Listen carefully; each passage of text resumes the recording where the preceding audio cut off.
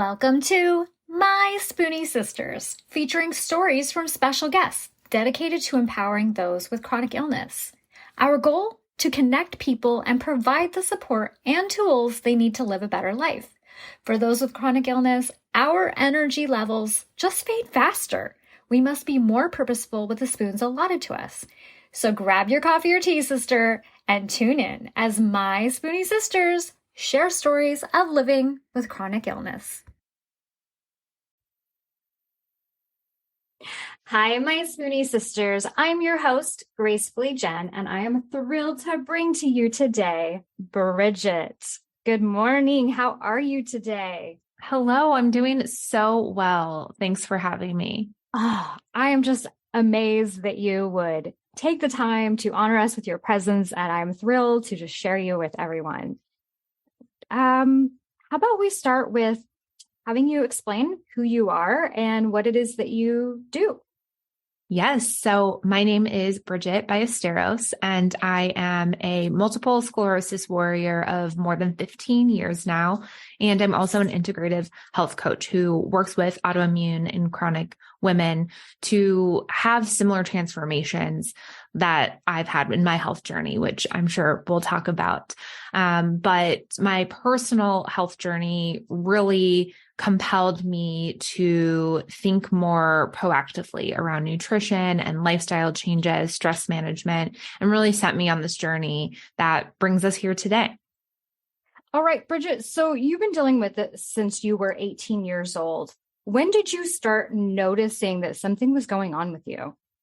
I remember it like it was yesterday when I was starting my sophomore year of college. So I went to school in California at UC Davis. I had just gotten to campus for the end of the summer, was gearing up for my second year of college. And I had also just gotten back from a family trip from Hawaii. And so I believe that the heat from being out in the sun and sunbathing, which I loved to do at the time, started to give me these symptoms that I would later realize were my MS symptoms. And so how I experience MS, because it's all different across people who have MS, is I start to feel numbness and tingling in the lower half of my body. So if you can imagine like your foot falling asleep, but it doesn't get better, and then it spreads throughout the lower part of your body, waist down, you can imagine that that was really concerning, very scary, and something that I had never heard of people dealing with. And I remember just before I went back to college campus, going to a friend's party, getting ready and shaving my legs and having that sensation feel really numb. And I was like, this isn't normal. Quote unquote normal. And it was concerning. And then of course, because I really had no idea what this was, I decided to ignore it because I was 18 and I didn't want to have FOMO. I wanted to go to parties. I wanted to be social and probably didn't sleep a lot, probably was eating terrible things, drinking terrible things. And so for about almost a month, I kind of ignored my symptoms. And then when it wasn't going away, had to go to the emergency room in my college town. And that's a couple of days later, what led to the diagnosis. That is absolutely terrifying. Mm-hmm. To start having your body doing all these things that it's never done before, and you're trying to live this seemingly normal life. I can only wrap my head. I can't wrap my head around that one. Yeah. So how did you deal with the diagnosis? It was really hard. I like to say that I dealt with it much like you would imagine any 18-year-old would, which was feeling a little bit of insecurity around it, feeling like I had to cover it up. I was not someone who was in tune with her emotions at that point in time. So I really ignored what I was feeling. I didn't slow down. I didn't give myself time to rest, and I kept pushing. And I share this because it's something that I think we can all relate to, not wanting to let the diagnosis define us. And I would say I was there, but times 100, because again, it was during a really exciting time in my life, and also a time where I just was not aware of other people my age going through similar things. And so I immediately kind of took that diagnosis information as, oh, something's wrong with me and I need to hide it, or I need to find a way that if people know, first, I don't want to tell that many people, but if people know, I need to be working 10 times as harder as they're working or whatever they're doing, or even, because I was 18, partying 10 times harder, all these things, because I don't want them feeling like I'm different from them. So how did your family and friends deal with the news? It was really hard. My parents, I think, really went on their own journey to process the grief. Of course, they were very supportive of me and wanting to do the best that they can and also learn as much as they can, because this was all new territory for us. And so while I felt very supportive, I now know that I also identify as a highly sensitive person. So I could definitely feel what my close family and loved ones were going through, in addition to what I was feeling. And I really only told a close core of friends. I honestly could probably count the people I initially told on one hand. And of course my parents were telling extended family and things like that. But, I initially lost a good amount of friends, and there were certain people who were just so uncomfortable with the news or felt bad and didn't know what to do or say. And it became apparent that I was just not relating to people in my life in the same ways. And as tough as that was, it also really showed me who was really in my corner. And so it was really powerful on both sides of that spectrum. 100%. And I think that's where the real true friends come out of the woodwork. The people that are going to walk alongside you and support you 100% all through everything that you have to deal with. So once you started to find out more about this and share this with your family, how did things go? Did you have to start getting into treatments? Where did you go from there? Yes. So pretty quickly, I found a neurologist in my hometown and informed my general practitioner as well. They recommended right off the bat that I would go under a medication, or people often refer to it as a DMT, disease modifying therapy. And so I was put on a DMT early on. It was it's different from the one I have now, but for folks who are familiar with MS medication, it was called betaseron, and it was an injection-based medication. And so every other day I had to give myself an injection. And yeah. So how did you deal with that at such a young age? Because I know that so many people have phobias with needles, and even as an adult, no, thank you. So how did you deal with that?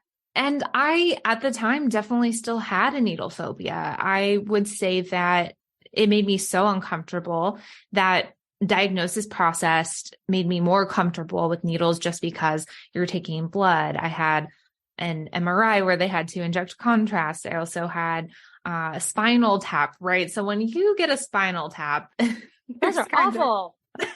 Within a 24-hour period, I kind of, in a way that helped put me through the ringer to where the injection was scary because I was doing it on myself. And so it was more about like learning. And I vividly remember, because they had, at least at the time, a nurse come out and show you how to do it, show you the injection container and the needles and everything, how to dispose of them. And we had to, for some reason, I remember you had to be in a kind of like an office space, not like a personal home.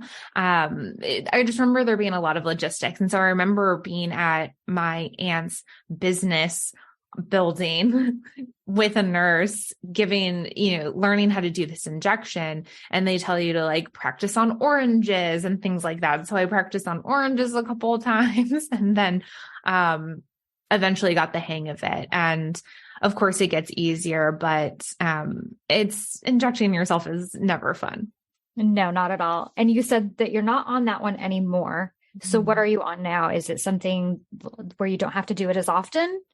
So I am now on an oral medication, which I do take twice a day. So it is more frequent and therefore sometimes a little bit difficult because, if anyone can sympathize with being on like a supplement routine, for example, sometimes we can lapse and it can be hard, but I've been doing pretty well with the oral medication and it's a lot easier.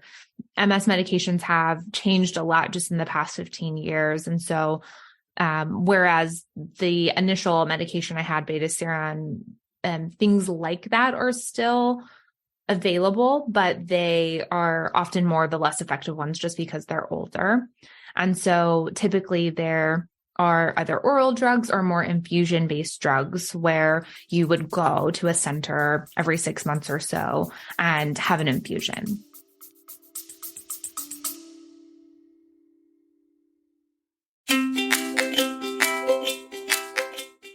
Calling all spoonies. As a host of a chronic illness podcast, nothing lights up my day more than hearing from you, our incredible listeners. Whether it's a topic close to your heart that you want us to uncover, or you are keen to show your own journey as a guest on our show, your voice matters. Living with chronic illness can often feel isolating, but through the power of podcasting, we can come together as a community to uplift, educate, and inspire one another. Your stories, insights, and questions drive the conversations we have and the topics we explore. So if there's something on your mind, a story that you are just itching to share, or a guest you'd love to hear from, don't hesitate to reach out. Your voice is not only welcomed here, but celebrated. Let's continue to amplify the voices of those living with chronic illnesses and create a space where everyone feels heard, supported, and empowered. Together, we are stronger.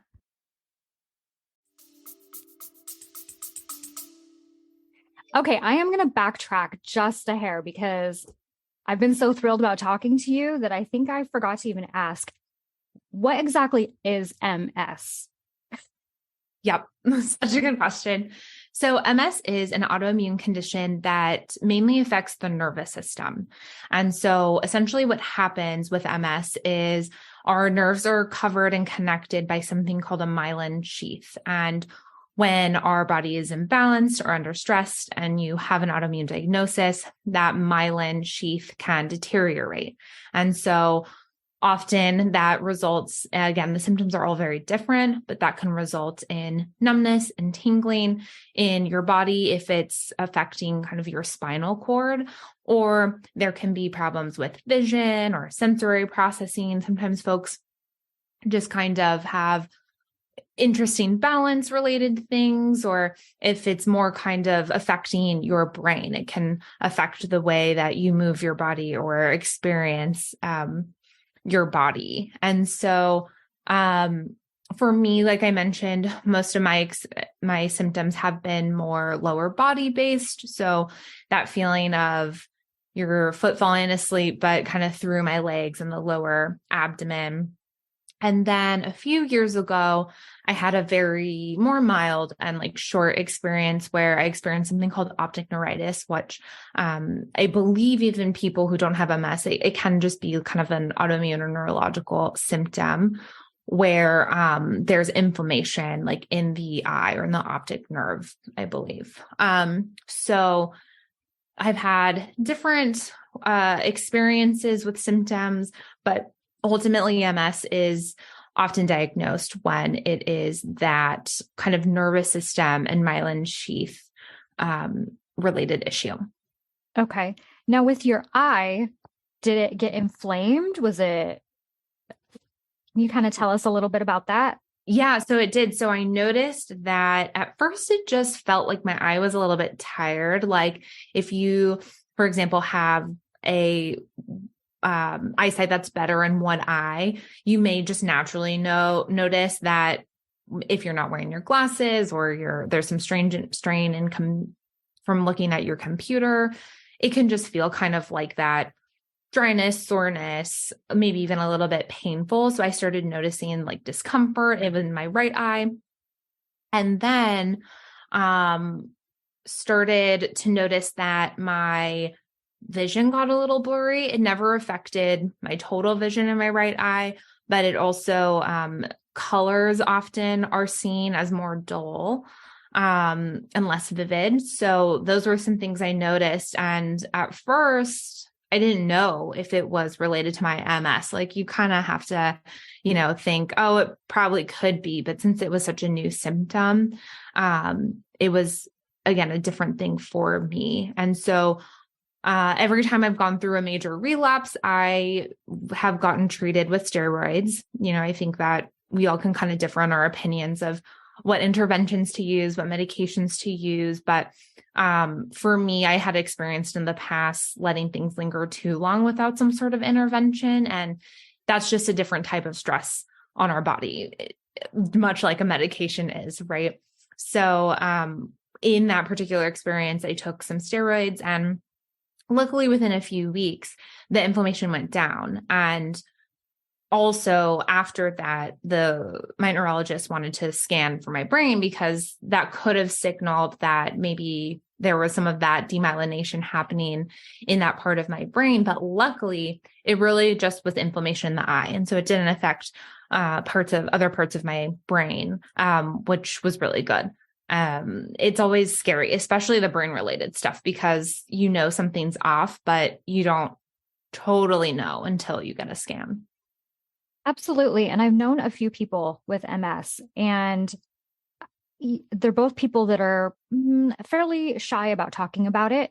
And so really all I ever understood from MS was something about lesions on the brain. Mm-hmm. But my question is, does that even happen to everyone? It may not. So for example, yes, that's what they call a lesion. That's often like a spot that shows up in a scan, and a lesion is kind of in the context of MS, something that is equated to that demyelination, for example. Right. So something's happening in your brain, in your body. And so for me, when I was experiencing the physical symptoms with my lower body, they also scanned my brain and did find that there were some spots in my brain. Now, luckily, 15 years later, I get a brain scan maybe once a year, and all of those parts of my brain have essentially repaired themselves. So for people who are listening to this or have MS and are scared, it's like change can happen, and you can reverse things, and you can heal your brain and body. But to answer your initial question, no, you may not necessarily get lesions in the brain. It could just be contained to your body and your spinal cord. And it sounds a lot like with any other chronic illness, your symptoms are going to continue to ebb and flow, and that's pretty normal. Mm-hmm. Absolutely. Do you have any at-home things that you feel like help you? Mm-hmm.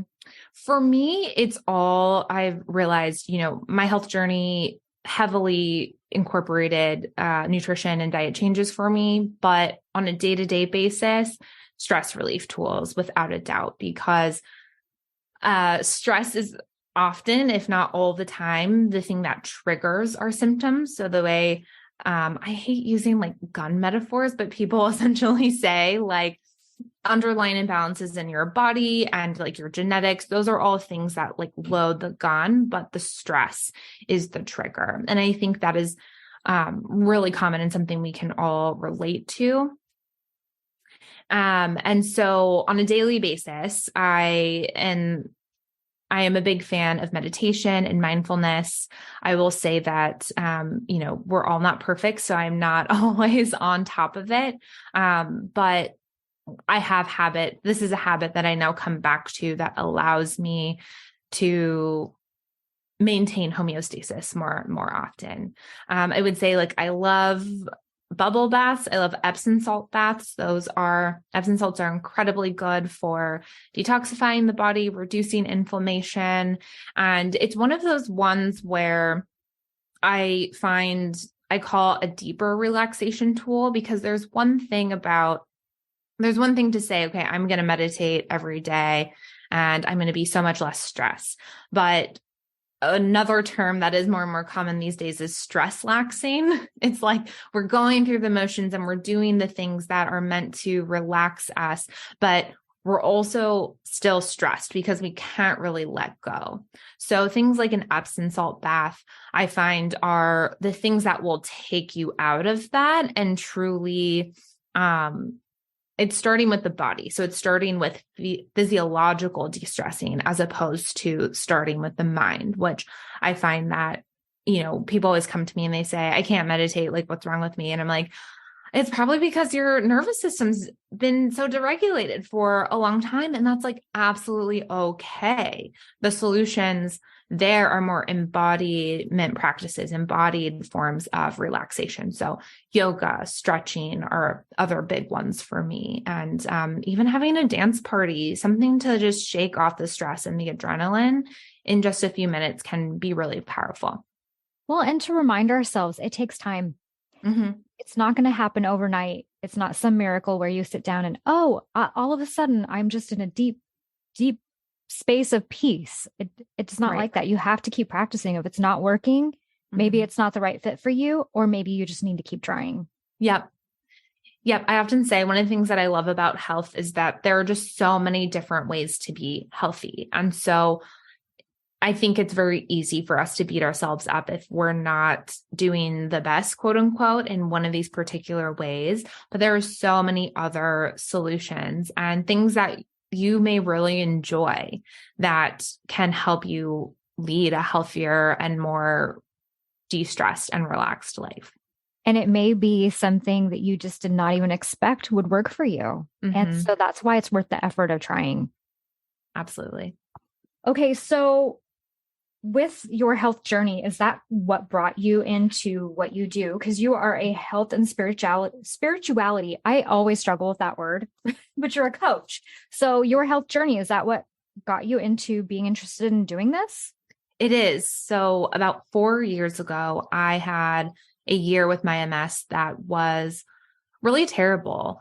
I experienced several relapses in 1 year. I was totally stressed out at work. I, again, kept pushing myself. I had not learned that much in, almost 10 years of having MS at that time.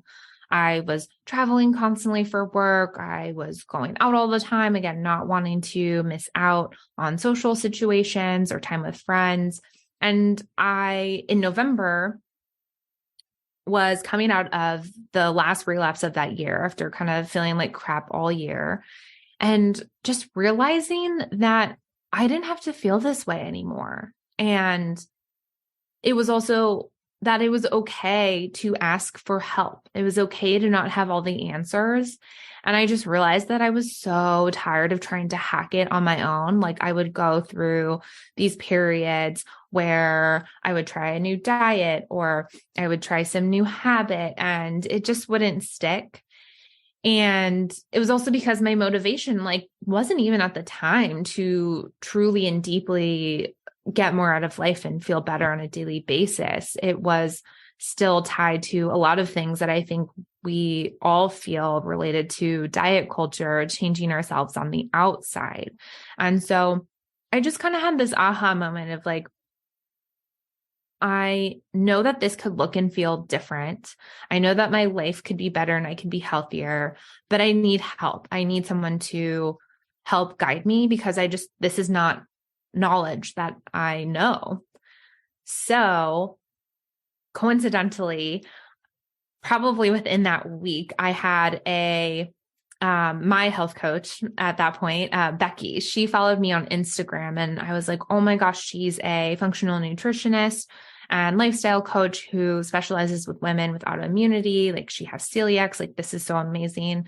And so I took that as a sign and I immediately reached out to her, started working with her, worked with her for 3 months. And honestly, in a few weeks, just making some changes that were challenging at the time, but changes to my nutrition and lifestyle made me feel so incredible to the point where I'm like, I don't even know if I've ever felt this good, right? I think we're just so used to feeling burnt out and just exhausted all the time. And I was naturally waking up early. I had so much vibrant energy.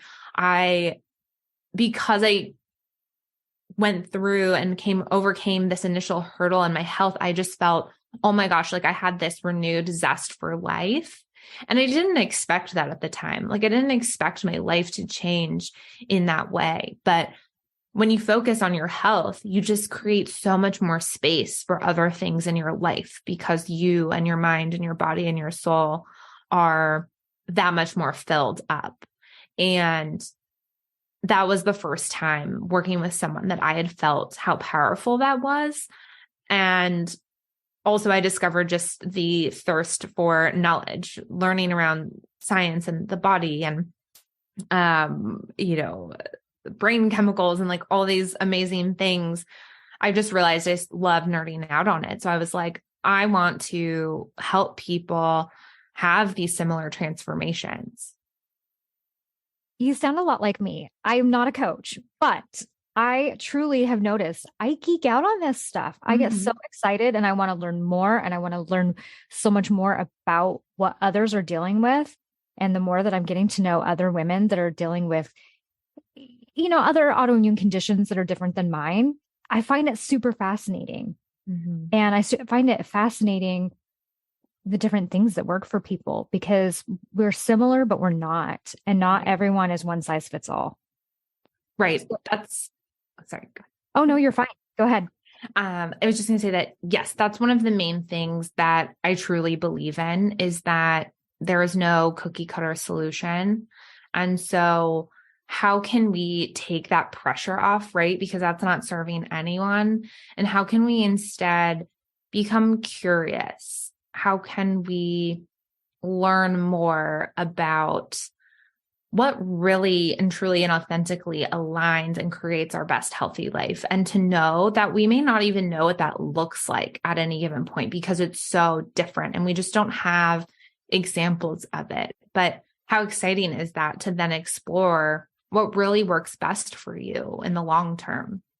100%. And this community that we have available now, you can find someone in less than 5 seconds. You can find someone that is going to have the best tips and tricks. I love it. I love that we have so many options available to us. All right. So meeting Becky and working with her, that's what helped get you started. Do you still work with her today? I do not, although we do stay in touch all the time. I was DMing with her on Instagram yesterday, and she since then became a registered dietitian, and she creates group programs and courses and such amazing things, particularly for women with IBS and celiac. And so if those are things that are interesting to you or related to your conditions, I highly, highly recommend her. I can definitely leave a link in the show notes too, if that's helpful. But yes, so I worked with her more closely for about 3 months and then kind of went on an as needed basis, but it was really amazing. And so when I work with my clients one-on-one, I work with them for 4 months just because I really like to take as much time as possible. And so people don't feel that pressure. And it's really amazing. It's powerful to feel like you have someone in your corner solely focused on helping you reach that next level, not just in your health, but in your life. And so it was so game-changing for me, and it's game-changing for my clients too. And now I love being that person to help them envision what's possible and then make it happen. So I have a couple questions for you. When someone is interested in seeking your help, how do they get it? What do they do? Yes. So you can go to my website and fill out a short application. And this is for one-on-one coaching. That's my standard kind of evergreen offering, because I truly believe, to your point, of health is not one size fits all. So whereas sometimes I do some courses and group programs, I've really found that the one-on-one exchange is just the most impactful. So that's something that I have. As long as spots are open, I'll open and close the doors throughout the year. And so you just fill out a small application. It's really short and sweet, just trying to get a sense of where you're at in your journey and what you're looking out for in your goals, what you want to achieve. And then will be able to mark how you want to proceed. So that could be exchanging voice messages in Instagram. It could be hopping on a quick call to make sure that your questions are answered. And then if it feels like an aligned fit for both of us, then we get started and we have 4 months of work together, and we kick it off with a pretty extensive intake period where there will be an intake form, really honing in on your history and then setting concrete goals for our time together. So what does that time look like together? Mm-hmm. So I love focusing. I let the kind of 3 buckets of mind, body, soul lead the way. So typically during that goal setting period after the intake, we'll kind of craft 3 different goals. And so usually there's always one around nutrition because that's a big one that people come to me for. There's usually one around stress relief because that's also a big one. And then sometimes another big kind of bucket is like habit building. For example, people are like, I just feel like I start the habit and then I stop it. And so we can work on that together, and also mindset. And so we have 3 goals, and I encourage my clients and I encourage everyone to base those goals and set those goals on how you want to feel. So that's how we start. I say, how do you want to feel? And then we kind of brainstorm and set some goals that feel really good and probably feel really different from other goals you've set in the past. And then we'll kind of backtrack it to be like, okay, this is how we're going to reach those goals. And so because we have 4 months, I like to kind of take about 2 weeks to get started, 2 weeks to wrap up. So we really have 3 months. So we spend essentially a month on each goal, and we kind of layer it on so that no one feels that pressure to do it all at once. That sounds amazing. Well, thank you. All right. We've touched on a spoonie toolkit before, but now I want to ask you, what would be the top 5 things in your spoonie toolkit, whether they be physical or mental health or whatever you want to have it be? What are your top 5? Mm-hmm. I would say emotional freedom technique, or EFT, also known as tapping, is always in my toolkit. So for those who aren't familiar, people describe it as like acupuncture, but without the needles. So essentially, go on YouTube, you can search for free tapping videos. They're amazing. They can be focused around stress relief, abundance, etc. And you essentially follow the instructor and you tap on the meridian points in your body while reciting, kind of shifting maybe a more negative or kind of sticky emotional mindset piece and reframing it to feel more positive. And so I love this. And I especially recommend it for people who, where maybe they're a little too restless to sit deeply in meditation at first. Try tapping because it's active and you're moving that energy through your body. I think stillness is very important too, but sometimes you just need to move it all out. So that I would say that's number 1. Number 2, I would say are herbs. So herbal tea, cooking with herbs and spices, especially ones that, adaptogenic herbs are amazing. Also, I believe it's pronounced nervine herbs. It might be nervine too. I've heard it both ways, but those are things like lavender or lemon balm that can have a more instantaneous effect. So I love a good herbal tea. And turmeric and ginger are things to help our gut and our digestion. I also love outdoor walks. I think that people can downplay walks, but nature is incredibly healing. Moving your body in gentle ways are incredibly healing. So that's my number 3. Number 4, which I've actually really gotten into recently, is an acupressure mat. So it's a mat and pillow that has like those little kind of spiky things. And it's just so incredibly relaxing. Just 5 minutes on it, I've really seen the benefits of it. So that would be my other one. And then I would say 5, it's so hard to pick one, but I would say 5 would also be like aromatherapy. So like therapeutic oils. I love having like a roll on one, or putting oils in a diffuser. For people who, of course, all natural scents. We don't want any kind of toxic scents, but, for people who that can be like helpful, if you know that that sensory response is really relaxing for you, that's been really game changing for me. So with the acupressure mat, you said about 5 minutes? Yeah. So, it's often recommended that it can be, and especially when you start out on it, start with 5 minutes. You could do it for a lot longer. So sometimes when I'm just watching TV, I'll do it up to like 20 to 30 minutes. So it really can be what you want it to be, but you can definitely feel the effects within 5 minutes. Is this something you can do anywhere in your house? Do you have to be in a bed? Do you have to be on a couch? You can do it anywhere. So sometimes I'll even just use I have one where it's like 3 different parts. So it's like body, lower legs, and then like a head pillow. And so sometimes I'll just use the pillow in bed and kind of give myself that like scalp massage, especially for people with headaches or neck tension. Like it's just such an easy way, because I'll just do it while watching Netflix, right? And what it does, it moves energy through, much like acupuncture does and much like EFT does, because it's all that kind of meridian and energy work. But it also triggers the parasympathetic nervous system. So it helps you get into that rest and digest response. I'm secretly asking you all this because I've been looking at them and I really want one. In fact, I even have one saved in my Amazon list right now as a Christmas gift idea.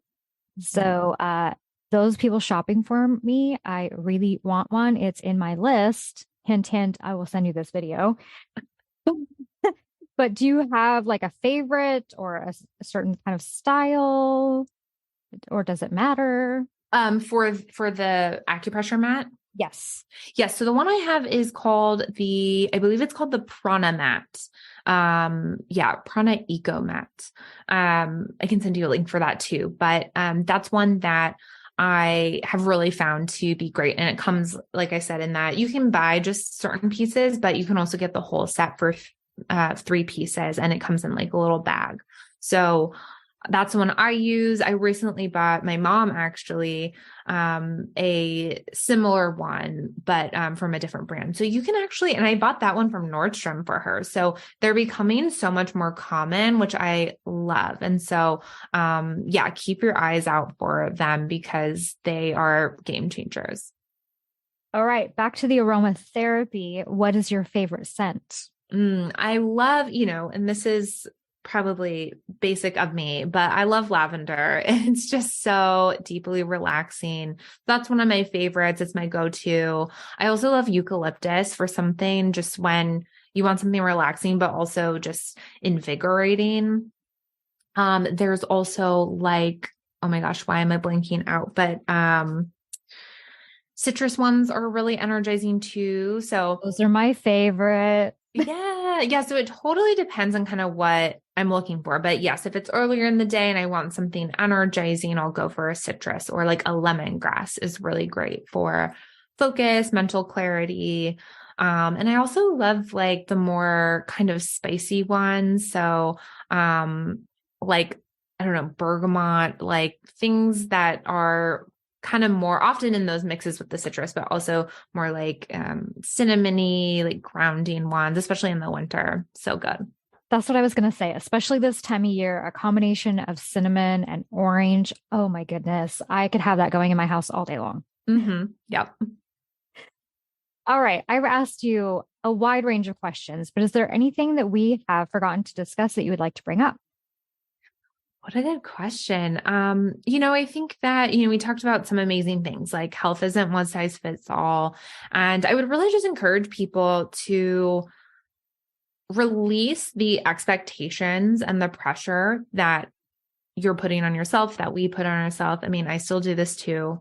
And really just ask yourself, what does my ultimate best healthy life look and feel like? And don't necessarily feel like you need to put, again, the judgment, expectation, or goals around that. What would it just feel like to you? And that's often the best way to guide you in what habits you want to start, what next steps you want to take, or just what you want to focus on, because it can be so overwhelming and so easy to be hard on yourself. So tap into how you want to feel and ultimately just lead with self-love, because we can be so hard on ourselves. So it is time that we give ourselves that true love and self-care. Yes, absolutely. Because if we don't fill our own cup first, how can we fill anybody else? Yeah, that's not possible if I'm empty. All right, last question for you.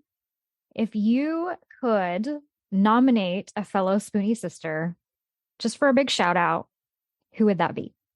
Oh my gosh, so many good ones, but I love Nicole from Heal Me Delicious. If you are familiar with her at all, her food blog, Heal Me Delicious, is amazing. There are so many AIP recipes, if that's where you're at in your journey right now. There's also recipes that you can modify with reintroduced foods. Everything she does is so yummy, easy, wholesome, nutrient dense. It's amazing. And she also has these amazing courses around, if you want to learn more around like grain-free baking or AIP baking. There's so many good things. So healmedelicious.com. She's also just an amazing fighter for racial justice and equity in the health space, which I think is really important. Last year, I joined her Embodying Equity course all around, how can we just be doing our best work as practitioners to create safe and inclusive spaces and spaces where we all are part of this vision of health. So she's one that, anytime I'm asked, I'm like, you have to follow her. She's a big one. Okay, we are definitely going to put her in the show notes and give her a big shout out. She better listen to this episode so we can hear all about her. But I thank you for your time. And this has been such a great chat. I feel like I could seriously geek out and talk to you all day long. Likewise. Yeah, we have to find a way to keep it going. All right. Thank you, everyone. And until next time, don't forget your spoon.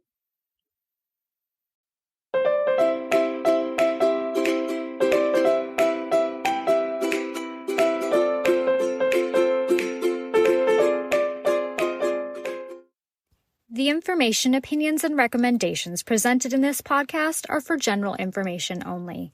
Consult your own physician for any medical issues that you may be having. The information should not be taken as a replacement for medical, clinical, professional advice, diagnoses, or medical intervention. My Spoonie sisters and guests will not be held liable for any of the consequences of such action or inaction. Trigger warning. Some episodes may cover sensitive topics including, but not limited to, suicide, abuse, mental illness, and chronic disease. You are advised to refrain from listening if you are likely to be offended or adversely impacted by any of these topics. None of the guests or hosts will be responsible for your use of the information contained therein. Life is not merely to be alive, but to be well. Living a life with a chronic illness is best described with one word: unpredictable. Be Well's products are designed to make the unpredictable easier to deal with. Back when I was getting my infusions, I would have loved to have their adult zip hoodie. They even have one in pink. They also have everything from one-day pill holders to urgency buckets. So remember, they want to make your life a little easier. So be sure to check out Be Well.